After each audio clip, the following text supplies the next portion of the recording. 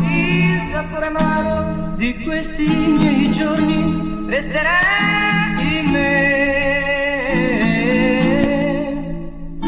sino a quando continuerò a lottare contro chi non vuol capire.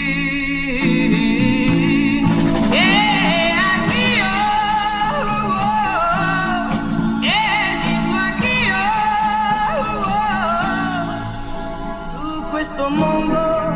fatto di gente non proprio come me, gente che ha in mano una montagna di soldi e non sa